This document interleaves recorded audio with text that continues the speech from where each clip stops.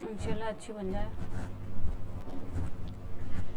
Hello student, कैसे हैं आप सभी? स्वागत है आपका शिक्षक इस प्लेटफॉर्म शिक्षापीडिया पर। मैं है ना आज आपके लिए क्लास 12th का लेक्चर नंबर आपका 8 है, चैप्टर फर्स्ट का। ठीक है, सबसे पहले आपको बहुत बहुत स्वागत है हमारे इस चैनल शिक्षापीडिया पर। देखें, आज जो आपके चैप्टर फर्स्ट के जो टॉपिक है वो है वैद्युत द्विध्रुव की अच्छी अथवा अनुप्रस्थ स्थिति में वैद्युत क्षेत्र की तीव्रता। इससे पहले जो आपका लेक्चर था उसमें क्या था आपका, आपने पढ़ा था कौन सी स्थिति थी आपकी, अच्छी स्थिति थी। ठीक है, और आज जो आपकी जो पोजीशन है आपकी वो है आपकी निरक्षीय स्थिति। ठीक है, इस हम कैसे इलेक्ट्रिक डायपोल की सहायता से निरक्षीय स्थिति में वैद्युत क्षेत्र की तीव्रता निकालेंगे, चलो इसका डिस्कशन करते हैं।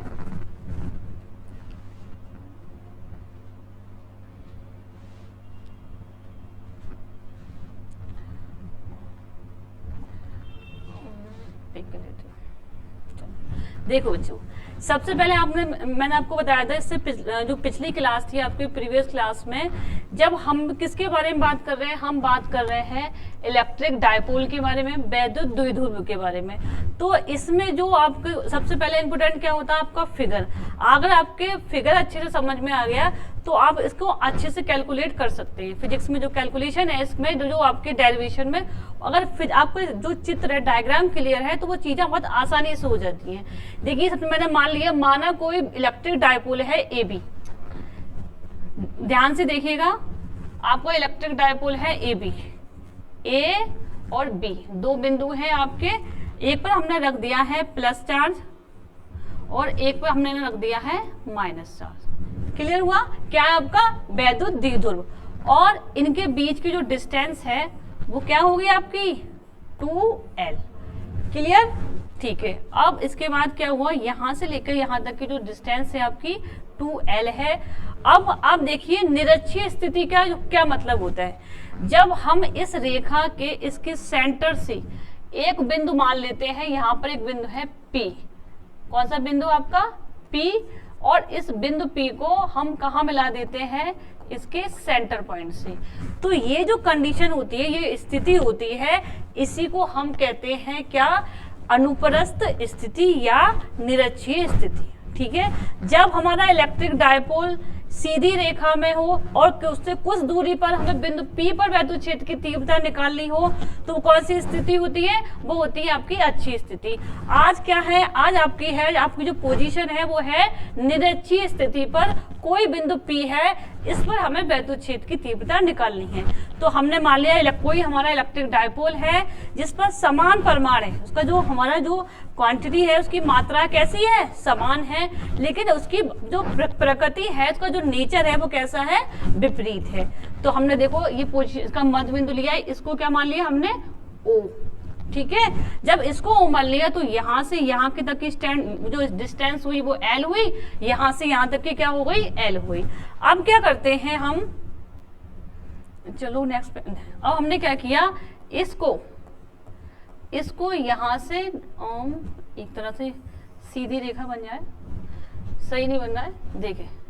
अब क्या करते हैं हम, इसको यहाँ से इस तरह से इस बिंदु से मिला लेते हैं और इसको इस बिंदु से ऐसे मिला लेते हैं। ठीक है, ये हमारा अब क्या देखेंगे हम, मिलाने के बाद ये जो एंगल है हमारे, मान लो थीटा कोण से बन रहे हैं, आप देख लेंगे ये कैसे डिवाइड है, मध्य बिंदु से डिवाइड है, यानी कि आधी भुजा ये है, आधी भुजा ये है। तो इससे जो मिलने वाली भुजा होंगी ये कैसी होंगी, इसके इक्वल होंगी, यानी कि बराबर होंगी। नाम दे हमारी AP बराबर BP। क्लियर हुआ? और ये जब कौन सा त्रिभुज हो गया, ये आपका त्रिभुज हो जाएगा समद्विबाहु, क्यों, इसके बनने वाले दोनों कोण आपके बराबर हैं, क्योंकि इसकी दोनों भुजाएं बराबर हैं।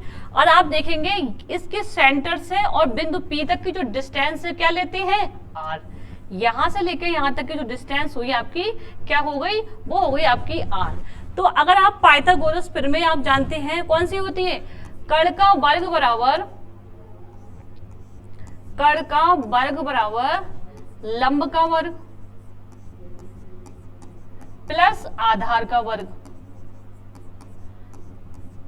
जब ये वाले थ्योरम आप लगाएंगे तो आप इस तरह कर्ल निकालेंगे। कैसा आएगा ये कर्ल? आपको हमें निकालना है लंब क्या है आपका आर का स्क्वायर, आधार क्या है आपका एल का स्क्वायर।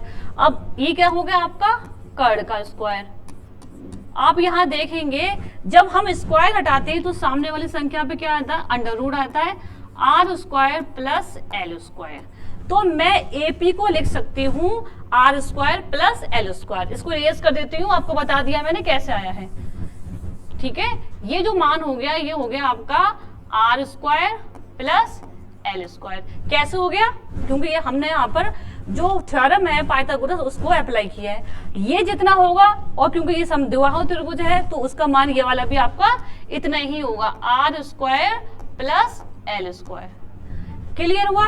अब देखें थोड़ा एक चीज देखिएगा, इस साइड दिखा देती हूँ। सपोज हमारा ये त्रिभुज ऐसा बना हुआ है,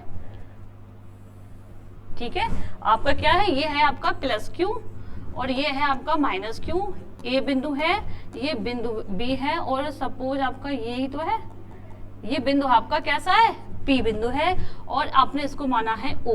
देखिए आपको पता है जब भी आप इंटेंसिटी निकालते हैं किसी भी बिंदु पर यानी कि वैद्युत क्षेत्र की तीव्रता निकालते हैं तो वहां पर आप क्या रख देते हैं, वहां आप रख देते हैं परीक्षण आवेश, परीक्षण धन आवेश या टेस्ट चार्ज। और वो हमेशा कैसा होता है, वो हमेशा पॉजिटिव होता है। तो सपोज हमने यहाँ पर परीक्षण धन आवेश रखा हुआ है, ठीक है, तो आप देखेंगे ये प्लस है और ये प्लस है तो यहाँ पर क्या होगा, ये होगा आपका प्रतिकर्षण। मतलब ये E1 मान लो इसको वैद्युत क्षेत्र की दिशा की जो वैद्युत क्षेत्र की तीव्रता है उसकी डायरेक्शन किधर होगी, इधर होगी।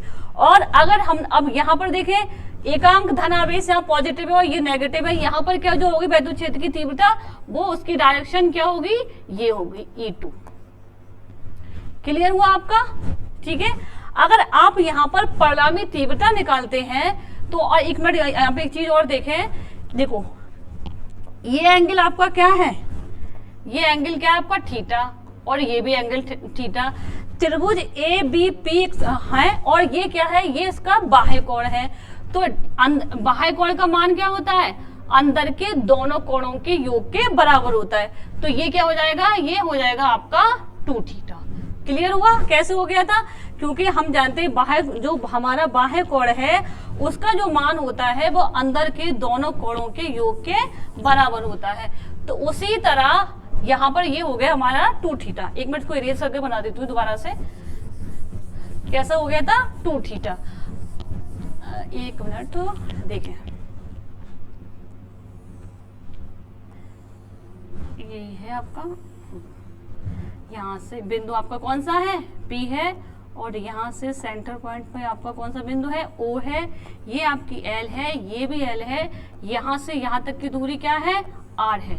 ठीक है, और ये आपकी क्या निकली है, R square plus L square. आपका ये भी क्या है, R square plus L square. हम यहाँ पर बात कर रहे हैं डायरेक्शन की। मैंने आपको बताया था अगर यहाँ पर प्लस चार्ज है प्लस Q A बिंदु पर और यहाँ पर माइनस Q है B बिंदु पर, तो जब हम यहाँ पर टेस्ट चार्ज रखते हैं तो डायरेक्शन क्या होती है, प्लस प्लस के कारण इस तरह इधर जो है इसको मैंने E1 मान लिया। डायरेक्शन कहाँ, इधर, क्योंकि प्रतिकर्षण लगेगा, सेम चार्ज है। और यहाँ पर यह नेगेटिव चार्ज है तो E2 को मान डायरेक्शन क्या होगी, यहाँ पर। अगर हम इनका परिणामी तीव्रता निकालते हैं और ये मैंने आपको बताया यहाँ पर जो इरेज भी नहीं होता सही से,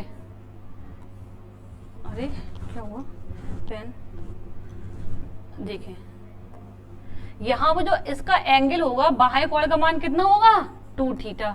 क्यों होगा, क्योंकि अंदर के दोनों कोण कितने हैं हमारे, थीटा पर है और जो बाह्य कोण होता है अंदर के दोनों कोणों के योग के बराबर होता है। और E1 ये है, E2 ये, इनकी परिणामी तीव्रता कितनी होगी, हम मान लें इसको E। ठीक है, क्लियर हुआ? अब चलिए इसको सॉल्व करते हैं। मैंने इसको भी बता दिया है तो ध्यान रखिएगा इधर भी कैसे हुआ था ये। देखिए आपका चित्र अच्छा से समझ में आ गया ना, तो कैलकुलेशन तो बहुत इजी है इसकी। जो हमने पिछले जो डेरिवेशन किए हैं उसमें जो काम करते हुए आ रहे हैं, जो उसके वर्क स्टेप है सेम ही ऐसे ही हैं। क्या निकालेंगे, प्लस Q आवेश के कारण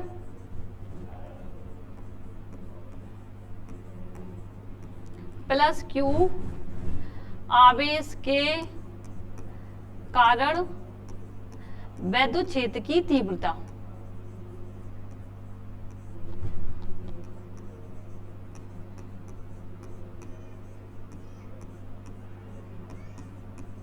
क्या माना है हमने उसको माना है, चलिए इधर लिख देती हूँ, E1। फॉर्मूला क्या होगा, 1 अपॉन, एक मिनट साफ से लिखूं, क्या होगा, E1 का माना होगा 1 upon 4 pi epsilon not Q upon R square.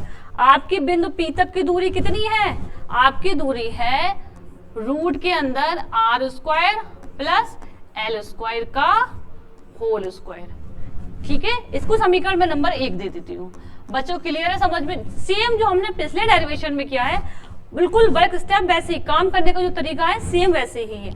ऐसे हम मैं कह दूं -Q आवेश के कारण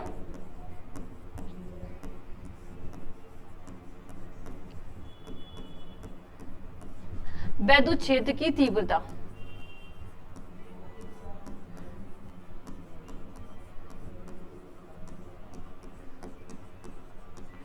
इसको क्या माना मैंने, इसको माना था मैंने E2। Same formula 1 upon 4 pi epsilon not Q upon, same direct दूरी भी कितनी है, यहां से लेकर यहां तक की दूरी कितनी है आपकी, R square plus L square. यहां से आप देखेंगे E1 और E2, एक मिनट, सदिश राशि है, E1 और E2 जो है, E1 बराबर E2 किस में है, परिमाण में, किस में है, परिमाण में, और इनकी दिशाएं क्या है, और लेकिन विपरीत किस में है, विपरीत है ये दिशाओं में। ठीक है, इनकी डायरेक्शन कैसी है, अलग अलग है। कैसी डायरेक्शन है, अलग अलग है। यहां से अगर आप इनका परिणामी तीव्रता इनकी E निकालें तो आपने क्लास 11th में आपने, अब इतना उतारिए आप, फिर आपको बताती हूँ आगे। इसके लिए अगर मैं चैप्टर ये पेज बदलता नहीं है यहाँ पर, ठीक है। देखो आप क्या करते हैं, चलो इसको इधर से इरेज करती हूँ। आप क्या करते हैं, परिणामी तीव्रता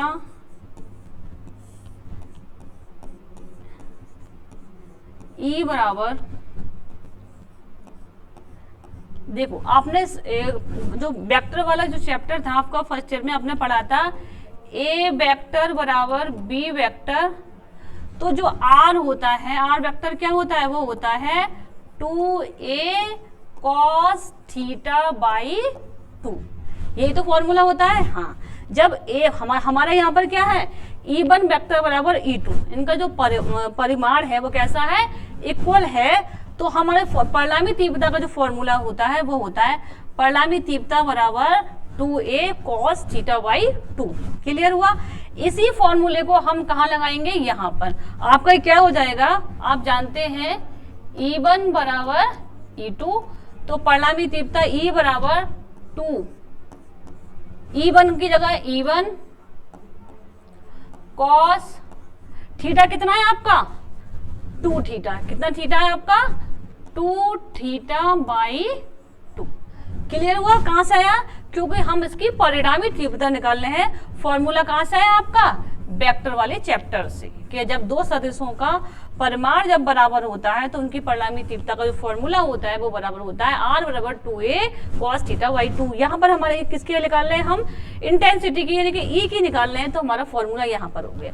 अब देखिए E बराबर 2, E1 का मान लगा दें यहाँ से 1 अपॉन 4 पाई एप्सिलॉन नॉट, वायु निर्वात में चल रहा है, K बराबर तो 1 होता ही है, और Q अपॉन R स्क्वायर करेंगे तो जो रूट है इसका हट जाएगा। ठीक है, फिर भी लिख देती हूँ मैं आपके लिए, R square plus L square का भी रूट क्या है, ये स्क्वायर, और cos, देखिए 2 से ये 2 कैंसिल हो जाएगा, cos थीटा। क्लियर हुआ? देखें आप क्या करेंगे, आप करेंगे हम E बराबर, इसको मैं कर सकती हूँ 1 अपॉन 4 पाई एप्सिलॉन नॉट और इंटू 2Q, और ये जैसा लिखा हुआ है इसको ऐसे ही लिखा रहने देते हैं, R square plus L square. देखिए कॉस थीटा का मान निकालते हैं। देखिए आपको पता होगा जो cos theta, sine, cos, tan जो त्रिकोणमिति में हमारे कैलकुलस में जो होते हैं, तो आप कहाँ से निकाल लेते हैं, लाल बटे कक्का से। किसका ये होता है साइन और ये होता है कॉस। कॉस बराबर क्या होता है, कॉस थीटा बराबर आधार बटे कर्ण। यहां से निकालिए कॉस थीटा बराबर क्या होगा, आधार क्या है आपका एल, ये क्या है आपका आधार यानी कि एल, और कर्ण कितना है, ये कर्ण है आपका R square plus L square. यहां से कहां से निकालेंगे, यहां से। तो कॉस थीटा का मान क्या आया है, यहां से इस त्रिभुज से आया है आपका, आया है एल अपॉन कितना है, अंडर रूट में R square plus L square. Clear हुआ। चलिए ऊपर वाली लाइन को इरेज करती हूं मैं, ये आपने उतार लिया होगा। बहुत आसान है, ज्यादा टफ नहीं है। आप एक बार बस ध्यान से देखें क्या क्या करना है हमें। देखो बच्चों अब क्या है आपका क्या हो गया, 1/4 पाई एप्सिलॉन नॉट, आगे क्या है 2q अपॉन नीचे क्या है आपका, देखो मैंने बताया स्क्वायर लगा हुआ है, हटाने के बाद, हाँ हटाना चाहिए था, स्क्वायर लगाने के बाद ये रूट कैसा होता है आपका हट जाएगा। चलो यहाँ इसके नीचे हटा देती हूँ, यहाँ पर भी ये हो जाएगा R square plus L square. और आप देख रहे हैं कॉस थीटा का मान क्या है, L upon R square plus L square. ये मान निकल गया है आपका किसका, कॉस थीटा का। कहां से, इस वाले आपके त्रिभुज से। तो हमने निकाला थीटा है तो कॉस थीटा होता क्या है, कॉस थीटा होता है आधार बटे कर्ण, A4 आधार और K4 कर्ण। तो हमने देखा आधार आपका L है, कर्ण की वैल्यू क्या है, अंडर रूट में R square plus L square. तो हमने वाली वैल्यू लगा दी। अब आप देखेंगे हम इसको इस तरह से भी लिख सकते हैं, 1/4 पाई एप्सिलॉन नॉट 2ql लिख सकते हैं। 2ql किसका मान होता है, वो मान होता है आपका p का। तो हम इसकी जगह p भी लिख सकते हैं अपॉन, देखें किसी चीज के ऊपर जब रूट चढ़ा हुआ होता है तो उसकी पावर कितनी होती है 1/2 और इसकी पावर कितनी है 1। तो 1/2 प्लस 1 क्या हो जाएगा आपका, एलसीएम लेंगे 2 और ये 1 यहाँ पर 2 कितना हो जाएगा 3/2, कितना हो जाएगा 3/2। अब ये हो जाएगा R square plus L square की पावर कितनी 3/2। ठीक है, जैसे कि आपने पिछले डेरिवेशन में आपको कर चुके हैं, जो आपका आर होता है इज ग्रेटर देन होता है एल। आप जानते हैं you know R greater than L, और जो हमारा आर स्क्वायर है वो तो ग्रेटर देन एल स्क्वायर। तो हम क्या करते हैं, जो आपका एल मान है, जो आपका एल है उसको क्या मान लेते हैं, उसको हम मान लेते हैं नगण्य, मतलब बहुत ही कम। आप जानते हैं जो आपका वैद्युत द्विध्रुव है, जो एल है डिस्टेंस बहुत ही अल्प दूरी है, तो आर के सामने ये तो बहुत ही नगण्य हो गया। अब क्या करेंगे हम, अब हम करेंगे 1/4 पाई एप्सिलॉन नॉट, पी की जगह पी, और आप इसको कर देंगे आर स्क्वायर की पावर 3/2। ठीक है, हमने एल स्क्वायर को क्या मान लिया, नगण्य मानी, थोड़ा सा हटा दिया। और आगे करने पर क्या होगा, आगे करने पर आपका होगा 1/4 पाई एप्सिलॉन नॉट पी। देखें आर की पावर है आर स्क्वायर गुणा 3/2, 2 से 2 कैंसिल हो जाएगा। आपका जो डेरिवेशन आएगा वो क्या आएगा, वो आपका डेरिवेशन आएगा E बराबर 1/4 पाई एप्सिलॉन नॉट पी, इसको सही से बनाऊं, P अपॉन आर क्यू। और ये आ गया आपका निरक्षीय स्थिति में वैद्युत क्षेत्र की तीव्रता का फॉर्मूला। समझ में आया बच्चों। देखो सबसे पहले हमें क्या ड्रॉ करना है, डायग्राम। हमने डायग्राम के लिए क्या माना, एक प्लस क्यू आवेश इलेक्ट्रिक डायपोल यानी कि वैद्युत द्विध्रुव लिया, प्लस क्यू आवेश लगा, एक जगह माइनस क्यू आवेश लगा। बीच की दूरी कितनी थी, बीच की दूरी थी 2l। जब हमने इसको मध्य बिंदु से ओ, जहाँ पर निरक्षीय स्थिति में बिंदु लिया P, कौन सा बिंदु था P, तो डॉट डॉट करके इसको यहाँ से मिलाया है, तो दूरी क्या हो गई आपस में आधी आधी बढ़ गई, L और L हो गई। और बिंदु OP से O तक की दूरी आपकी R है। आपने इसको निकाला पाइथागोरस प्रमेय से, √r² प्लस l²। ये आपका हमने एंगल मान लिया थीटा, और ये भी थीटा के मुझे समद्विबाहु त्रिभुज हो गया। भुजाएं बराबर है तो इनके कोण भी बराबर, कोण बराबर है तो इनकी भुजाएं भी बराबर है। और ये जो बाह्य कोण था आपका ये वाला, ये क्या हो गया, दोनों के योग के बराबर हो गया। फिर उसके बाद हमने क्या किया था, डायग्राम ड्रॉ करने के बाद आपने निकाला था +q आवेश के कारण वैद्युत क्षेत्र की तीव्रता। फिर नेक्स्ट में क्या निकाला था, -q आवेश के कारण वैद्युत क्षेत्र की तीव्रता। परिणामी तीव्रता के लिए आपने वेक्टर वाला जो चैप्टर आपका क्लास 11th में है वहां से निकाला था, जब वेक्टर ए वेक्टर बराबर बी वेक्टर हो, इनके दो वेक्टर जब समान परिमाण में हो तो उनकी जो परिणामी तीव्रता होती है वो होती है 2a cos θ/2। तो आपने उसी को यहाँ पर लगाया और उसके बाद आपका ये फॉर्मूला निकल के आया। ठीक है बच्चों आज के लिए आपके लिए इतनी ही है। और देखिए इससे पहले जो आपके डेरिवेशन हो चुके हैं, प्लीज आप उनको धीरे धीरे कवर करके यहाँ तक पहुंचे। जो प्रीवियस क्लास है आप उनको अटेंड करेंगे, तभी आपको ये चीजें जो आपने किया है डेरिवेशन आपको समझ में आएगा। ठीक है बच्चों, और प्लीज आप अपनी पढ़ाई को कंटिन्यू करते रहिए। अगर आप बीच में स्किप कर देते हैं तो जो आपका करंट में चल रहा होता है वो उनको समझ में नहीं आता। इसलिए आप प्लीज जो भी आपके प्रीवियस क्लासेस हो चुके हैं उसको अटेंड करें, और हमारे शिक्षा के इस चैनल शिक्षा पीडिया को लाइक करें, सब्सक्राइब करें और इसको आगे बढ़ाएं। जय हिंद।